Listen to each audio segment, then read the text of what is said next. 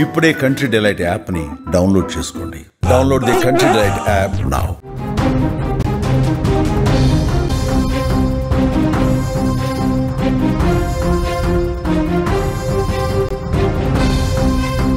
IPhone status సింబల్గా మారిపోయింది. ముఖ్యంగా యువత ఐఫోన్ అంటే పడి చచ్చిపోతున్నారు. ఆర్థిక పరిస్థితులు అంతంత మాత్రంగానే ఉన్న ఐఫోన్ కొనేందుకు మాత్రం వెనుకాడడం లేదు.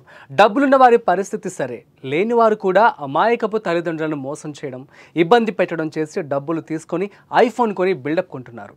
తాజాగా ఐఫోన్కు ఉన్న క్రేజ్ మరోసారి రుజువైంది. ఐఫోన్ 17 సిరీస్ విక్రయాల సందర్భంలో ముంబైలో యాపిల్ స్టోర్స్ ముందు దృశ్యాలు చూస్తే ముక్కున వేలేసుకోవాల్సిన పరిస్థితి. ఒక్కసారి ఆ దృశ్యాలను మీరు చూడండి.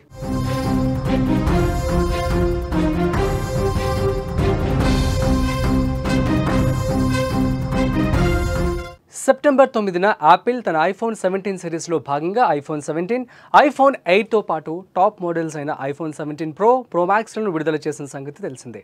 వీటి అమ్మకాలు నేటి నుంచి భారత్లో ప్రారంభమయ్యాయి. వారంతా అందుకోసం ఐఫోన్ 17 కోసం వచ్చిన వారే. వందలాది మంది లైన్లో నిల్చొని ఉన్నారు. అర్ధరాత్రి నుంచి స్టోర్ ముందు పడిగాపులు కాశారు. ఈ సందర్భంగా తోపులాట జరిగి ఒకరిపై ఒకరు నెట్టుకోవడం, ఘర్షణ పడ్డం కూడా కనిపించింది. ఒక్క ముంబైలోనే కాదు, ఢిల్లీ, బెంగళూరులోని యాపిల్ స్టోర్ల వద్ద కూడా ఇలాంటి పరిస్థితే కనిపించింది. ఢిల్లీలోని Saket select city walk mall వద్ద అయితే కొందరు రాత్రంతా వేచి ఉండి ఉదయాన్నే స్టోర్లో అడుగుపెట్టారు.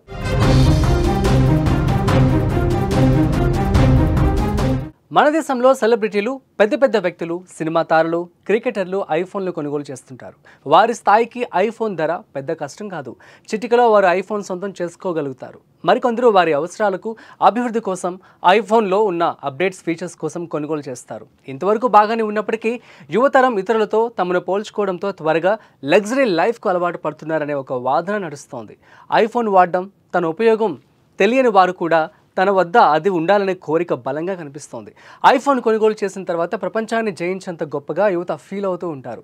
సామాజిక హోదా అనేది ఫోన్ ద్వారా రాదు అని, అది మనకున్న చదువు, వివేకం, ఆలోచనతోనే వస్తుంది అనే విషయాన్ని పలువురు మేధావులు గుర్తు చేస్తున్న పరిస్థితిగా ఉంది.